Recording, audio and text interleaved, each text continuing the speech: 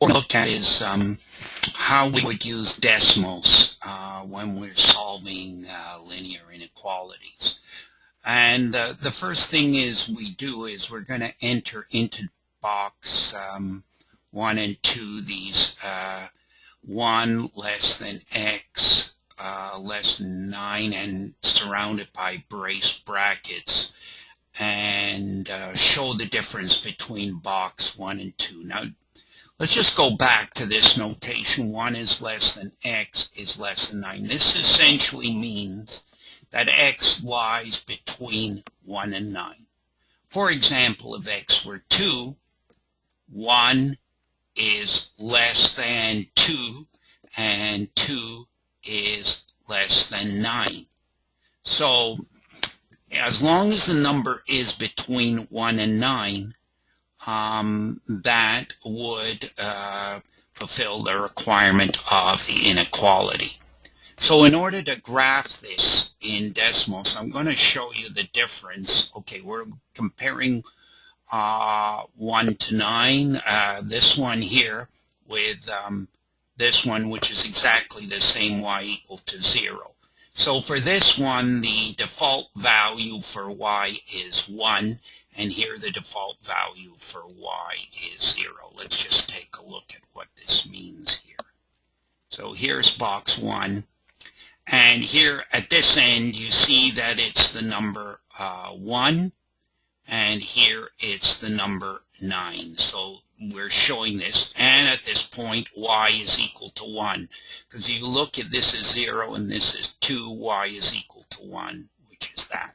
Now we want to show this interval with y equal to 0 along the x-axis. So along the x-axis here, y is equal to 0. If you look here, y is 4, y is 3, y is 2, y is 1, y is 0. So anywhere along the x-axis, y is 0. Now, what this shows, if you click, I put this on projection mode, and this is 1 and this is 9. You can click on these spots and show it. Now, there's a little bit of a problem here with Desmos, because let's go back. At this point, Desmos doesn't work very well because it really doesn't show that the function is, or the equation is undefined at 1 and 0. In other words, it doesn't say 1 is less than or equal to x is less than or equal to 9. So when we go back and we look at these graphs, it doesn't really show it very well right here. Let's see here. This should be hollow and this should be hollow. I've written to Desmos about this, and they're going to correct it. So the way that looks now is that x equals 1, x can equal 1, and x can equal 9, but we said 1 is less than x is equal to 9, so we're not including 1 and 9. But right now Desmos can't show this. But the basic thrust, the basic ability of Desmos to show what the function looks like, if you actually put your mouse pointer along the line and then move it towards here, you will see that there is undefined when you get to 9 and undefined when you get to 1. But this is the way we should be doing it. We should set y equal to 0, and so this one right here is better to show y equal to 0. Otherwise, over here, y gets equal to 1. Now we're going to look at a problem that we did before. Page 12, example 2. And we see 3 is less than or equal to 4x minus 9, less than or equal to 12. And we're going to enter those. First of all, enter it into box 3 and back box 4, and let's look at the difference between box 3 and box 4. Let's go down here. Okay, so here's the problem. when we don't identify the value of y, it comes out with the solution 3 is less than or equal to x, less than or equal to 5. So you can see 3 right here. This is 3, and this is 5, and y equals 1. Now, it doesn't show the difference between the less than right here and the equals to here. So as I've said before, this is a slight error in Desmos.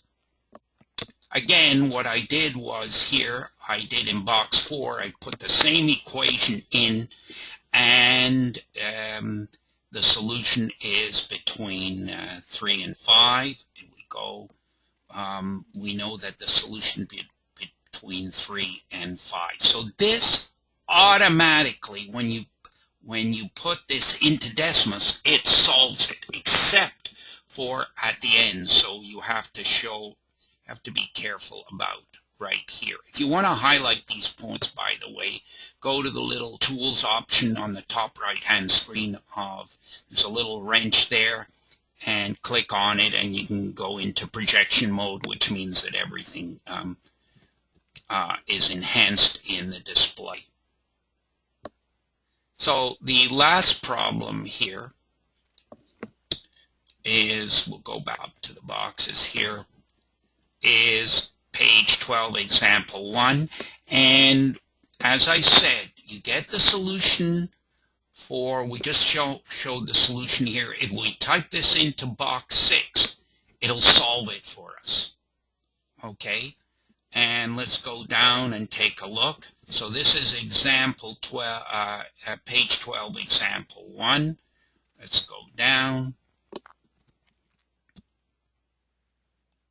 We'll look at it again. Okay, here's the problem.